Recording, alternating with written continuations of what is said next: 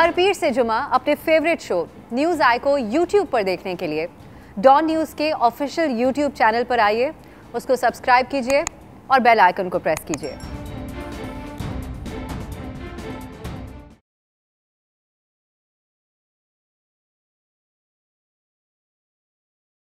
अस्सलाम वालेकुम, मैं हूँ अफसा कोमल। आज के प्रोग्राम में हम मुल्की सियासत के हवाले से मुख्तलिफ पहलुओं से बात करेंगे। एक तो कौमी हुकूमत की जो बात शहबाज शरीफ साहब ने छेड़ी है, उनको इसका क्यों ख्याल आया, इस बारे में भी बात होगी। और उसके बाद उनके इस बयान पर जो वजाहतें उनकी पार्टी की तरफ से सामने आई, क्या वो काफ़ी हैं या किसी और तरफ ही इशारा है। और सब में शहबाज शरीफ साहब की तरफ से एक तर्जुमान मुकर्रर कर लिया गया है अपने लिए सेपरेटली मलिक अहमद खान साहब को।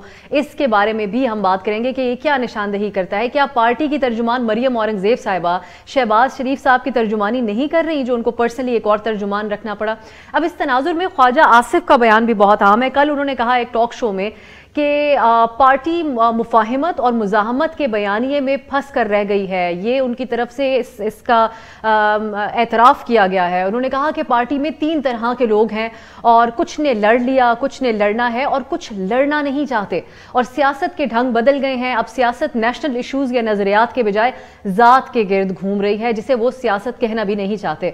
उनका ये बयान किस चीज़ का आकाश है, इस पर हम प्रोग्राम में बात करेंगे। इसके अलावा मौलाना फजलुर रहमान का आज का बयान, जिसमें उन्होंने कहा कि पाकिस्तान को बतौर रियासत हमने आज तक समझा ही नहीं। जब तहरीकें चलती हैं तो सियासतदान जेल जाकर कॉम्प्रोमाइज कर लेते हैं। उनका इशारा किस तरफ था, ये भी हम तज्जियाकारों से आज के प्रोग्राम में जानेंगे। और फिर इंतखाबी इस्लाहात की बात भी होगी, जिसके मामला इस वक्त पूरी तरह से ज़ेरे बहस है। हुकूमत ये ऐलान वाज़े तौर पर कर चुकी है कि अगले election EVM electronic voting machines के तहत ही होंगे।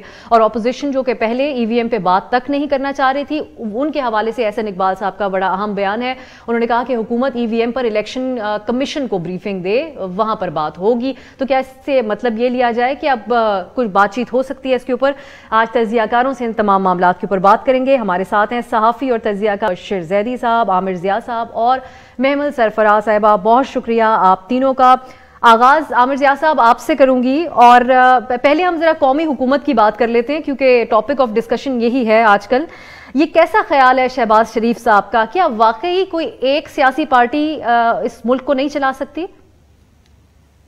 ये जो जिस तनाजुर में उन्होंने कराची में ये बात कही थी कि वो ये था कि 2023 के बाद जो इंतखाबात हों तो उसके बाद एक कौमी हुकूमत बननी चाहिए, क्योंकि बकौल उनके पाकिस्तान को इतने बड़े गंभीर चैलेंजेस का सामना है, कोई जमात तन्हा उसका जो है वो उससे नहीं निमट सकती। अच्छा, लेकिन इसमें ट्रिक ये थी कि उन्होंने कहा था कि जी ये मेरा ज़ाती ख्याल है, मैं अपनी पार्टी के उसको नहीं कर रहा, बात नहीं कर रहा अपनी पार्टी की तरफ से। ज़ाहिर है कि ये बात हमने देखा है कि माजी में भी शहबाज शरीफ साहब ने कई मरतबा पार्लियामेंट में भी एक ब्रॉड कंसेंसस बिल्डिंग की बात की हो, चाहे वो इकनॉमिक एक उसके एजेंडे की बात करते हैं, कभी रिफॉर्म्स की बात करते हैं। तो ये उनकी ख्वाहिश है कि किसी तरह से जो उनका एक सॉफ्ट फेस है, जिस तरह से वो अपने आप को पिच करना चाहते हैं स्टेट बैट के साथ, वो उनके उसी तनाजुर में उनके इसमें बयान को देख रहा हूँ। लेकिन यकीनन इस बयान के टेकर्स कितने हैं, ये एक बहुत बड़ा सवाल है। उसमें यकीनन हमें पता है कि जी खुद उनकी जमात में इस चीज़ के खिलाफ एक मज़ाहमत है और समझते हैं कि जी एक तरह का एक उन्होंने एक मज़ीद एक सॉफ्ट बॉल कराई है या खेली है। तो इस हवाले से वो मेरे ख्याल में उनको पजीराई हासिल नहीं होगी, मासवा उन लोगों के जो उनके बहुत ही करीबी साथी हैं। अच्छा, इसी तरह अगर आप देखें कि हिज़्ब इख्तिलाफ की उसकी बात करें, हिज़्ब इख्तिलाफ की दीगर जमातों की, उसमें भी इतनी ज़्यादा पोलराइजेशन है कि गालिबन क़ब्ल इस वक्त ये बात कह दी गई है।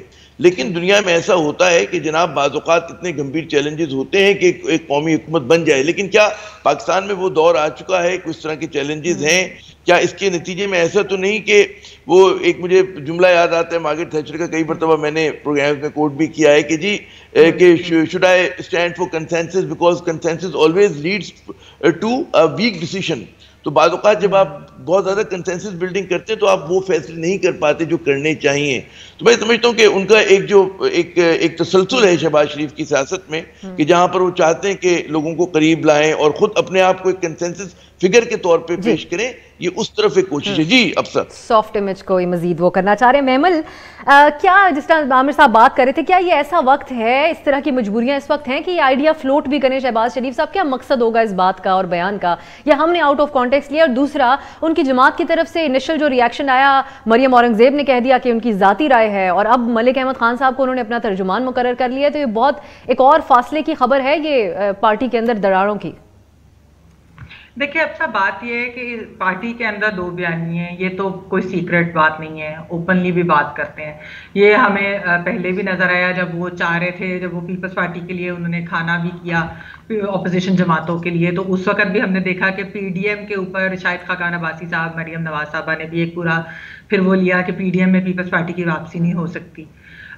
तो ये जो चीजें उस वक्त ही एक पहले हमें खलिश नजर आई, यानी कि ओपन, ये शहबाज साहब के जेल से बाहर आने के बाद से अभी भी वो पार्टी प्रेसिडेंट हैं, और पार्टी प्रेसिडेंट अगर कोई चीज कह रहे हैं तो वो कैसे फिर पार्टी का मौकफ नहीं हो सकता। ये तो एक तरह से जब ये कहा गया कि जी ये उनका एक पर्सनल व्यू है तो पार्टी का नहीं है, तो इसका मतलब कि पार्टी तो अभी तक तो जो बात है वो मियां साहब, यानी कि बड़े मियां साहब के पास ही है पार्टी। तो इससे तो वही नजर आता है ये कहां से आई, ये कहां से क्लैरिफिकेशन देने की बात जो है। वरना इस तरह से मरियम औरंगजेब साहबा ने जाहिर बात है खुद से तो नहीं कोई चीज की ना, कहीं से उनको कहा गया और हायर अथॉरिटी जो शहबाज साहब से, तो इसलिए ये चीज सामने आना और फिर ये कि वो अब अपना एक स्पोक्स पर्सन रख रहे हैं, ये भी जो चीजें दिखाती है कि पार्टी में इस वक्त एक क्लियर डिवाइड बयानिए की है। और बयानिए को अब किस तरह से इसकी डिसीजन तो मियां नवाज शरीफ साहब लेंगे, वो एक दफा फैसला उन्हें अब करना पड़ेगा इवेंचुअली। अभी करते हैं, थोड़े अरसे बाद करते हैं, कब करते हैं ये तो जाहिर बात है वही बता सकते हैं बेहतर, हमें तो नहीं मालूम, लेकिन उनको ये करना पड़ेगा। और अगर वो इलेक्शन से पहले कर ले तो वो ज्यादा बेहतर होगा, क्योंकि इलेक्शन में उनके वोटर बेस के लिए कंफ्यूजन की बात नहीं है। क्योंकि देखिए वोट अगर उनको ज्यादा मिलेगा तो वो तो उनकी कारकर्दगी के ऊपर, अभी भी जिस तरह सर्वेज होते हैं पंजाब के अंदर जो है वो जाहिर बात एक कंपैरिजन होता है पीएमएलएन वर्सेस पीटीआई, बुज़दार साहब वर्सेस शहबाज शरीफ साहब, वो वाला होता है कारकर्दगी के ऊपर, वो बयानिए के ऊपर इतना नहीं है उतना ज्यादा। पार्टी के अंदर इसका जरूर इम्पैक्ट हो सकता है कि इलेक्शंस क्या वो लोग जो कि शहबाज साहब के बयानी के साथ है वो अगली नून लीग की टिकट पर लड़ना चाहेंगे अगर बयानिया मियां नवाज शरीफ साहब का, अनलेस के कोई क्लियर कट मैसेज आ जाए कि ये है और हाँ and we are going to stick to this, तो इट डिपेंड्स। और हमें जो नेशनल गवर्नमेंट की उन्होंने बात की है, ये शायद वो किसी और क्वार्टर्स को सुना रहे थे कि we are willing to, I am willing to work with everyone, हम कोई लड़ाई नहीं चाहते। मेरे ख्याल में ये शायद उधर मैसेज था। मैं मुबशिर साहब से भी यही पूछती हूँ, मुबशिर साहब कहाँ था पैगाम? दूसरी बात ये कि अब जिस तरह ख्वाजा आसिफ साहब ये बात करें, पहले हम देखते थे नून लीग के रहनुमा आके कहते थे नहीं कोई दो बयानिए नहीं है और हमारी अल्टीमेट बात नवाज शरीफ साहब की होती है, लेकिन ख्वाजा आसिफ साहब बड़े खुलकर कह रहे हैं कि पार्टी में मुफाहमत और मुजाहमत के बयानिए में ये जमात इस नैरेटिव के दरमियान फंस कर रह गई है। तो अब ये एतराफ़ है कि दूरियाँ हैं पार्टी के अंदर और बड़ी सीरियस दूरियाँ हैं। देखिए पार्टी के अंदर भी हैं दूरियां, लेकिन असल जो शहबाज शरीफ साहब ने ये बॉल फेंकी है वो बेसिकली इस्टेब्लिशमेंट को सॉफ्टन अप करने के लिए फेंकी है। आमिर ज़िया साहब जो हैं वो भी सीनियर जर्नलिस्ट हैं, उन्हें भी पता है कि इस्टेब्लिशमेंट के अंदर एक ये भी जो नेशनल गवर्नमेंट वाला आइडिया है वो 90s से उनके जहनों में मौजूद है कि भाई ऐसी हुकूमत हो जाए जिसमें तमाम जमातों की नुमाइंदगी हो और जो यकसू हो करके फिर चीज़ों को देखे, मगर वो हो ना सका, कोई ऐसी गवर्नमेंट बन नहीं सकी। तो मेरे ख्याल में शहबाज शरीफ साहब ने इस्टेब्लिशमेंट के लिए एक बॉल फेंकी कि जनाब हम तैयार हैं नेशनल गवर्नमेंट के लिए और मुल्क को जो गंभीर चैलेंजेस हैं, ज़ाहिर है आपको पता है हमारा मुल्क तो हमेशा ही नाजुक दौर से गुजर रहा है और आज तक वो नाजुक दौर से जो है वो ख़त्म नहीं हो पा रहा। तो उन्होंने वो बॉल फेंकी है, मगर बात वही है कि क्या नवाज़ शरीफ इस पर मानेंगे।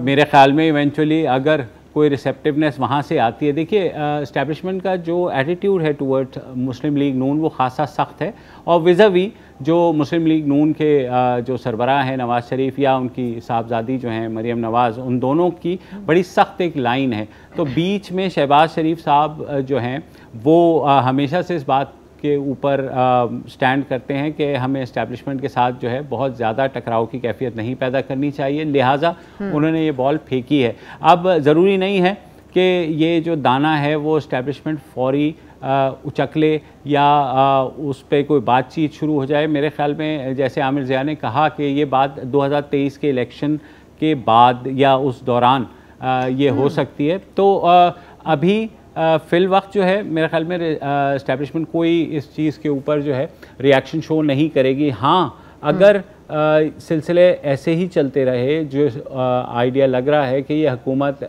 जो माशी तौर पर ख़ासी कमज़ोर होगी आने वाले वक्त में और जो महंगाई है जिसके ऊपर सब शोर डाल रहे हैं तो प्रेशर पड़ेगा। तो उस टाइम अब डिपेंड करता है कि इस्टेब्लिशमेंट क्या सोचती है, मगर शहबाज शरीफ साहब इज़ हेयर वो उन दोनों के बीच में जो है दूरियां कम कराने के लिए कोई ना कोई एक ऐसा आइडिया फेंक रहे हैं। जी जैदी साहब, लेकिन ये जो तर्जुमान की तरफ से बयान आ गया, इस पे भी राय जानना चाहूंगी। शहबाज साहब ने एक बयान दिया, उसको क्लैरिफाई वो खुद भी कर सकते थे, लेकिन मरियम औरंगजेब की तरफ से वो बयान है, महमल कह रही थी कि वो खुद से तो उन्होंने दिया नहीं होगा। तो ये किस तरफ निशानदेही करता है, आपने उसको कैसे देखा? देखिए, शहबाज शरीफ साहब ने जब ये बयान दिया और उन्होंने कराची में ये बयान दिया, मैं वहाँ मौजूद भी था क्योंकि उन्होंने कुछ सहाफ़ियों को बुलाया था और वहाँ उन्होंने कहा और वहाँ उन्होंने क्लियर कट कहा कि ये उनकी ज़ाती राय है। मगर ज़ाहिर है मीडिया ने उसको रिपोर्ट किया कि शहबाज शरीफ लीडर ऑफ अपोजिशन हैं, वो सजेस्ट कर रहे हैं कि कौमी हुकूमत बननी चाहिए, कौमी हुकूमत का कोई ऐसा जो है मुल्क के चैलेंजेस को से निपटने के लिए ज़रूरी है। उस वक्त भी उन्होंने कहा था कि उनका ज़ाती बयान है और ये पार्टी पॉलिसी नहीं है, लेकिन ज़ाहिर है वो मीडिया ने उसका आधा हिस्सा रिपोर्ट किया तो उस पर शोर मच गया, तो फिर उन्हें दोबारा से क्लैरिफाई करना पड़ा कि ये उनकी ज़ाती राय है और पार्टी पॉलिसी नहीं है। मगर मैं बारहा कहता हूँ, मुस्लिम लीग नून भी वही गेम कर रही है जो इस्टेब्लिशमेंट सियासी जमातों के साथ करती रही है, यानी सज्जी दिखा के खबी मारना जो है ना वो तो अब सियासी जमातें भी ज़ाहिर है इस बात को समझ गई हैं कि इस्टेब्लिशमेंट जब कुछ कहती है तो उसके पास भी दो ऑप्शंस होते हैं। इसी तरह पार्टियों ने भी दो ऑप्शंस रखने शुरू कर दिए हैं और जाहिर भी करना शुरू कर दिए कि हम ये सोच रहे हैं। एक ब्रेक की तरफ जाएंगे, जब वापस आएंगे तो एक तो इंतखाबी इस्लाहात का मामला है और कुछ दीगर भी हैं, उन पर बात करेंगे ब्रेक के बाद।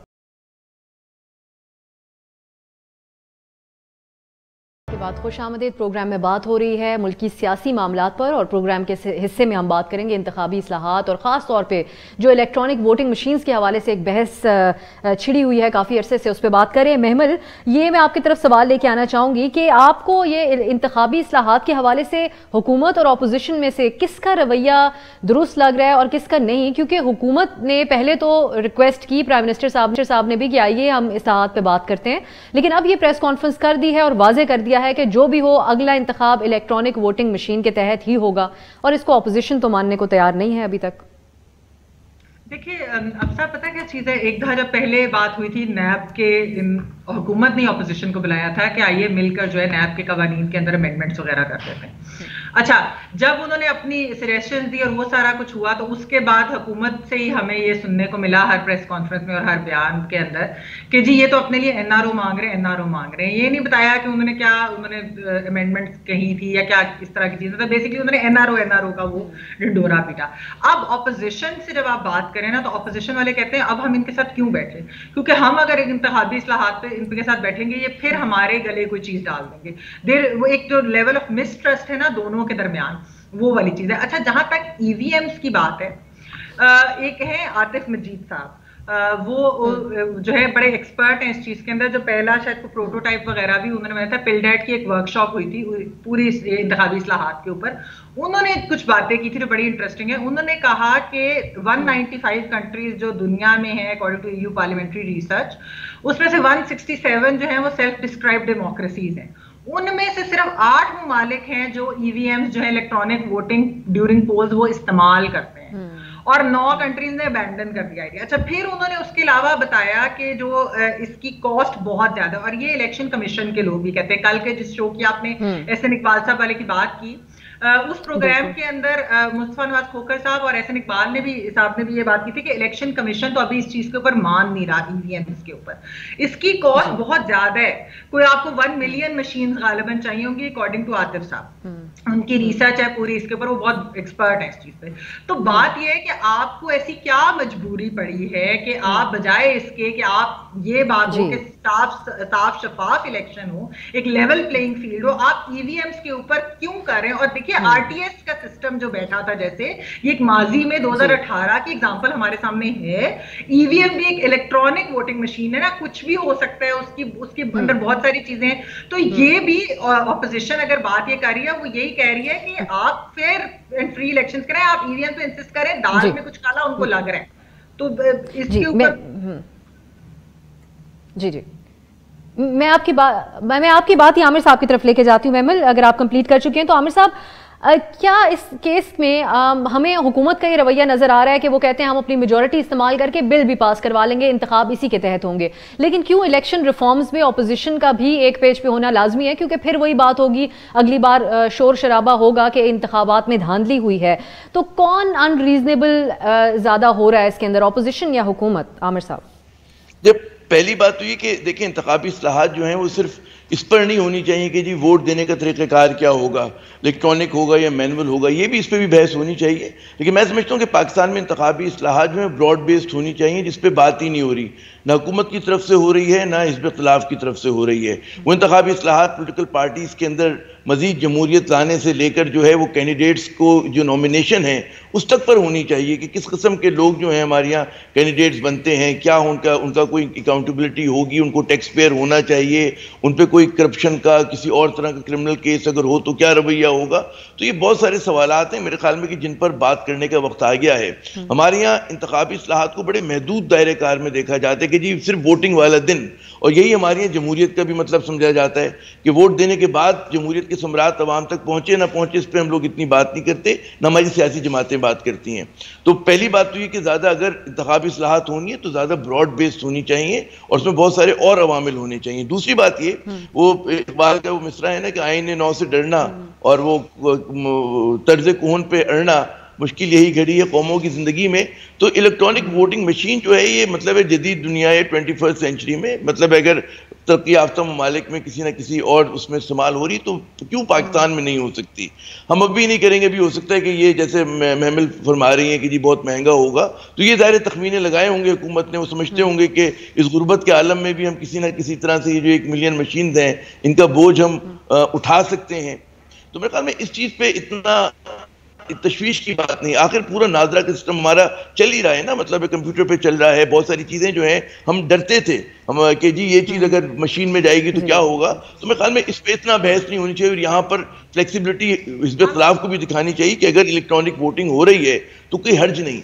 असल बात ये है कि जी हम लोग कैंडिडेट्स कैसे बना रहे हैं, हमारा निज़ाम क्या है।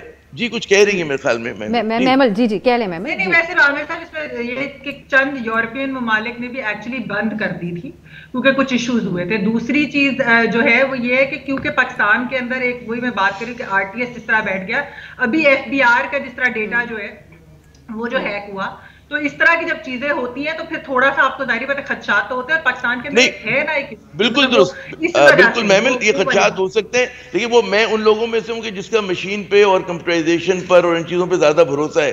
मैं समझता हूँ कि अमल में जाके चीजें दूर हो जाएंगी। हो सकता है टीथिंग प्रॉब्लम हो, वो हर चीज में होती है जी। हम अपने मतलब है सिस्टम को घर में भी चालू करते हैं तो मुश्किल होती है, लेकिन बाद में वो सहल हो जाता है।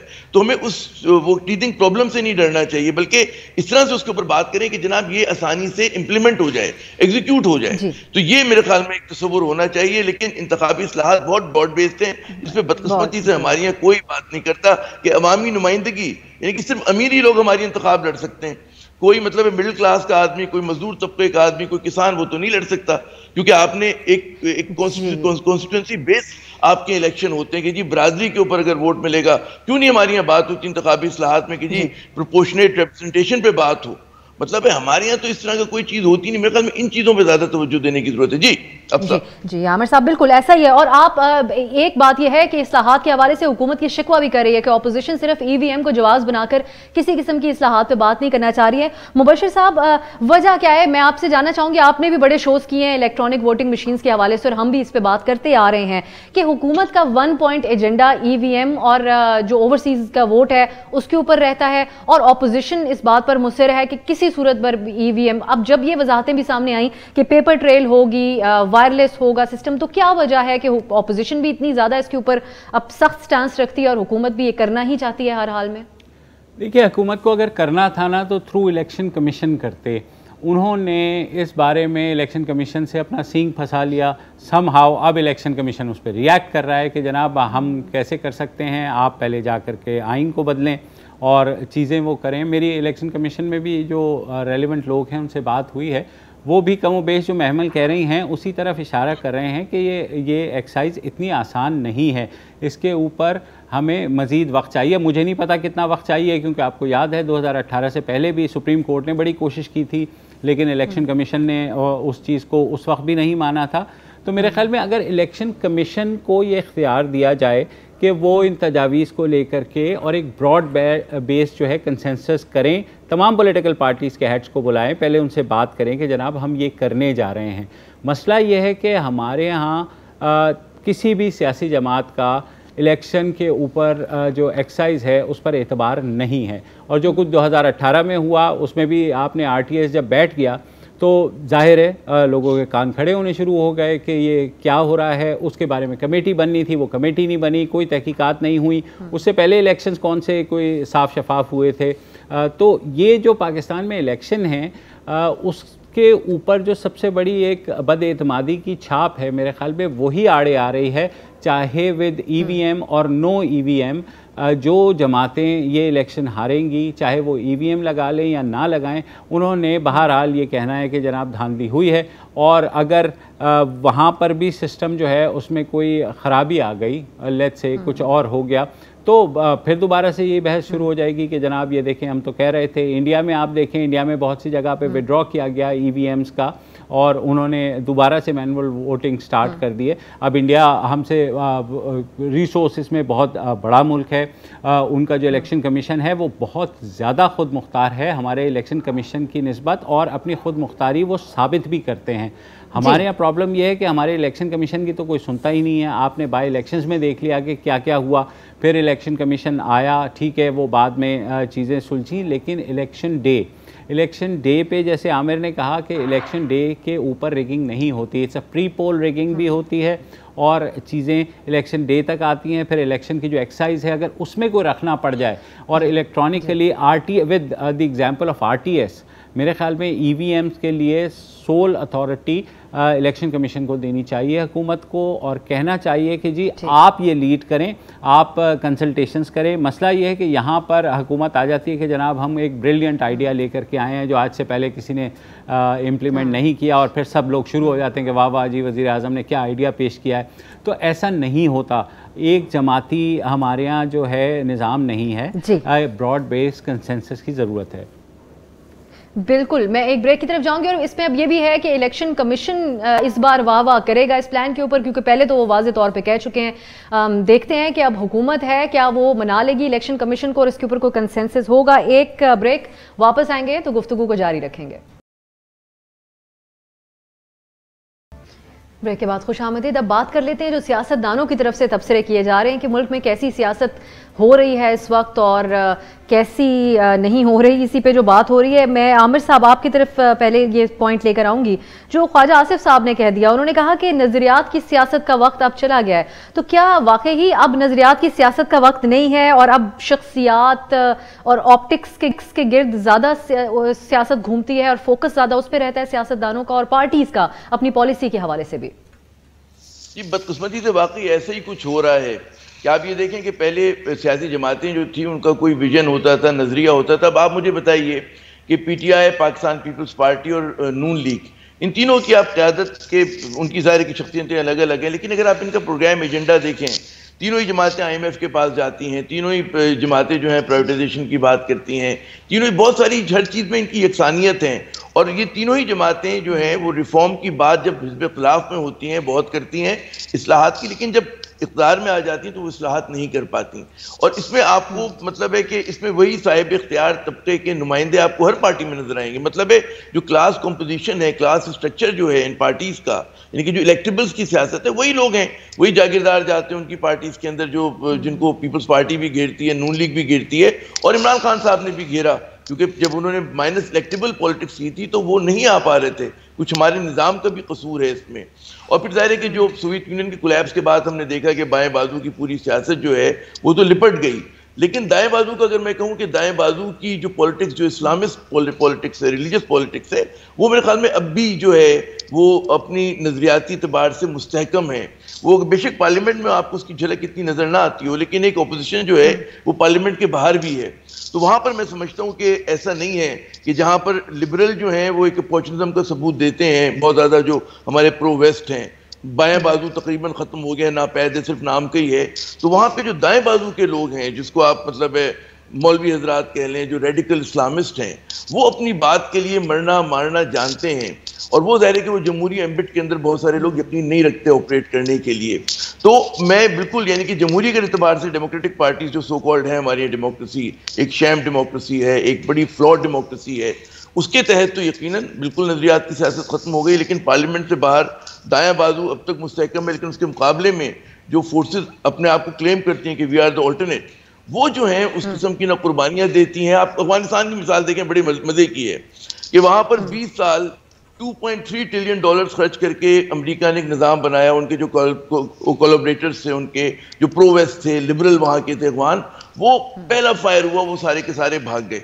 और उनके अंदर ना कुर्बानी देने का जज्बा था, ना लड़ने की उनमें ताकत थी। वरना लोग अमेरिका की शक्ल देख के तो नहीं लड़ते।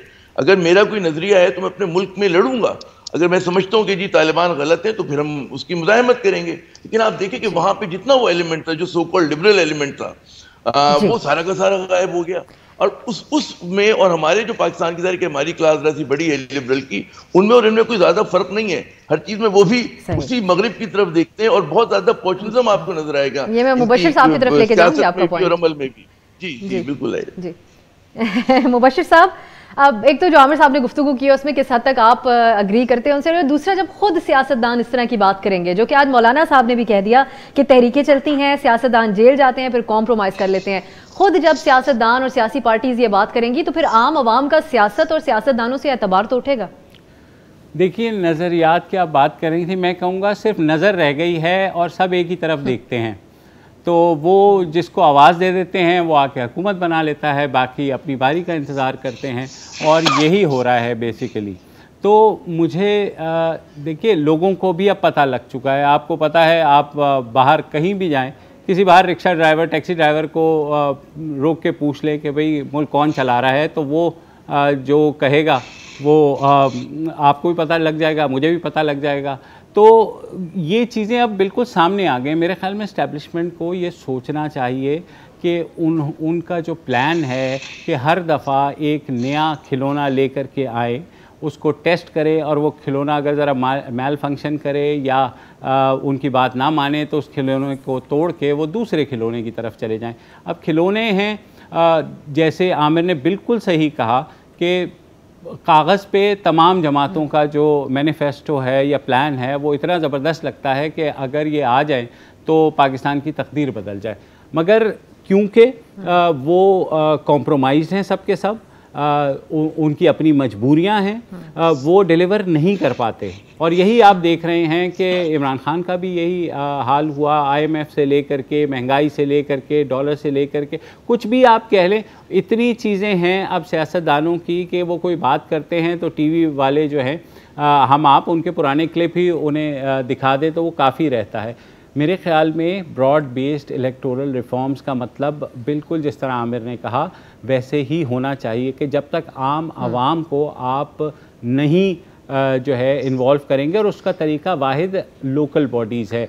वरना आप ये देखेंगी कि पीपल्स पार्टी एक ही घर में रहेगी, जो मुस्लिम लीग नून है वो भी एक ही घर में रहेगी, और तहरीक इंसाफ तो जाहिर है आपको पता ही है। तो इस तरह की हमारे यहाँ जो और है इसका हम असर देख भी रहे हैं मुबशिर साहब, हम आवाम की सतह पर देख भी रहे हैं जो उनका ट्रस्ट ब्रेक हो रहा है। अगर आपकी इजाज़त हो तो मैं महमल की तरफ यही बात लेके जाऊंगी। महमल, क्या मामला है? खुद ही अब सियासी जमातों की और सियासतदानों की नजरियाती वो सोच और अंदाज नहीं रहा, या इतना मजबूर कर दिया गया है सियासतदान को कि उनको इस तरह अपनी पोजीशंस भी बदलना पड़ती हैं, कॉम्प्रोमाइज़ भी करना पड़ता है? देखिए, अच्छा, कुछ तो मजबूरियां होती हैं, कुछ ऐसी चीज़ें होती हैं, कुछ अनसीन भी इस तरह की मजबूरियां होती हैं उनकी। असल चीज़ क्या है कि देखिए, आमिर साहब जो थे वो इलेक्टोरल रिफॉर्म्स की बात कर रहे थे। मेरे ख्याल में जो इलेक्शंस के लिए, एक फ्री एंड फेयर इलेक्शन के लिए जो 3-4 चीज़ें होती है ना, एक तो इस तरह प्री पोल रिगिंग होती है, जो कि हमें पता है पहले ही एक सियासी जोड़ तोड़ शुरू हो जाती है हर इलेक्शन से पहले, और वो किस तरह से होती है वो भी हमें मालूम है। केसेस खुल जाते हैं, जेलें, चीज़ें हो जाती है बहुत ज़्यादा।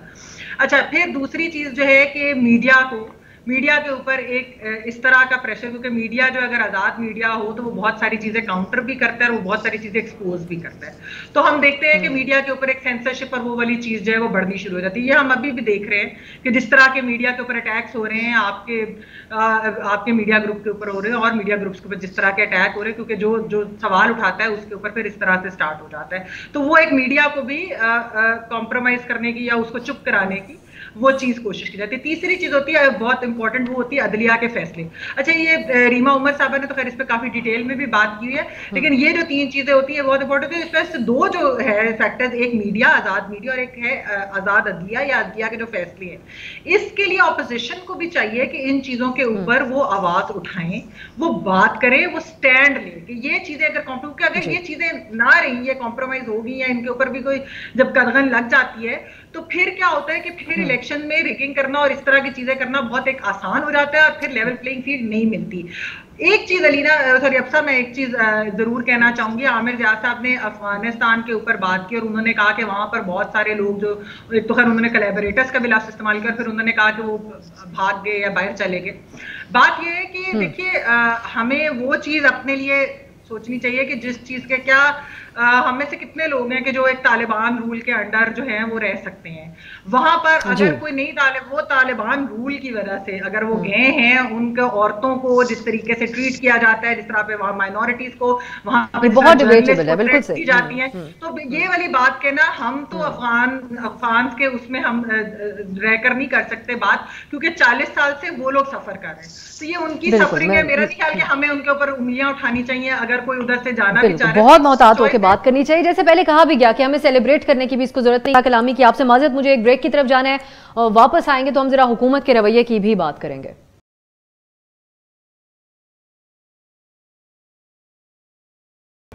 ब्रेक के बाद खुशामदीद। अब आखिरी हिस्सा है प्रोग्राम का। मैं आप तीनों से, जो हमारे मेहमान हैं, मैं चाहूंगी कि आप तीनों इस पर क्विक कमेंट करें जो मेरा सवाल होगा, और तीनों के लिए एक ही सवाल होगा। आमिर साहब, आपसे आगाज करते हुए, अब जिस तरीके से वजीर दाखिला और वजीर इत्तलात ये बात वाजे कर चुके हैं बारहा कि जो अपोजिशन है ये सब चीज़ें छोड़कर अपने जो केसेज हैं और वकील हैं उनके ऊपर तवज्जो दे, इशारा यही दिया जा रहा है कि शायद आइंदा इंतखाबात से पहले सारे जेल में ही होंगे, तो ये PTI को फायदा देगा, उनका जो करप्शन का नैरेटिव है, या ये आमिराना रवैया नुकसान देगा इस हुकूमत को? देखिए, जो मैं समझता हूँ PTI की जो सियासत का एक बुनियादी वो है, स्टोन है, फाउंडेशन स्टोन है, वो है अकाउंटेबिलिटी। और हम देखते हैं कि पहले 3 बरस में अकाउंटेबिलिटी के महाज पर कोई कामयाबी नहीं हासिल की उन्होंने लिप सर्विस तो बहुत दी है, बहुत ज़्यादा दावे किए हैं, लेकिन कोई कन्विक्शन नहीं हुआ। जो एक बहुत बड़ा शिकार उनको मिला था, जो कि उनसे पहले सजा हो गई थी, नवाज शरीफ साहब, वो मुल्क से बाहर चले गए, तो यकीनन उनकी कोशिश होगी, ख्वाहिश होगी कि जी अकाउंटेबिलिटी ड्राइव, क्योंकि इस मुल्क में करप्शन तो माशाल्लाह ढेरों हुई है ना, और मजेदार बात है कि किसी को सजा नहीं होती, कन्विक्शन नहीं होता, तो इसमें जाहिर है कि हमारी प्रोसिक्यूशन की भी कमजोरी है, इन्वेस्टिगेशन की भी और अदालती निज़ाम की भी। तो अगर कोई हुकूमत ये कहती कि अकाउंटेबिलिटी हो और डट कर हो, उसमें जाहिर है कि इनके अपने वज़रा भी आएंगे, आज नहीं तो कल आएंगे, तो अगर ऐसी मिसाल डालती जाती तो मैं इसको आमराना रवैया नहीं कहूंगा, मैं तो कहूंगा जी बड़ी जरूरत है इस मुल्क को। PTI बेशक एक तरफा अकाउंटेबिलिटी करके चली जाए, अगली बार इनके वज़रा की भी बारी आएगी, तो कहीं से तो आगाज है मोहब्बत हो, कहीं से तो हम कदम तो कदम चले। जी यही बात है। अमल, आपकी तरफ? जी अब सॉरी, आप एक क्वेश्चन रिपीट कर जी, मैं दोबारा कह देती हूँ, ये जो हुकूमत बार बार कह रही है कि ऑपोजिशन को अपने केसेस पे गौर करना चाहिए, क्या वो ये कहना चाह रहे हैं कि आइंदा इंतखाबात से पहले जेल में होंगे सारे?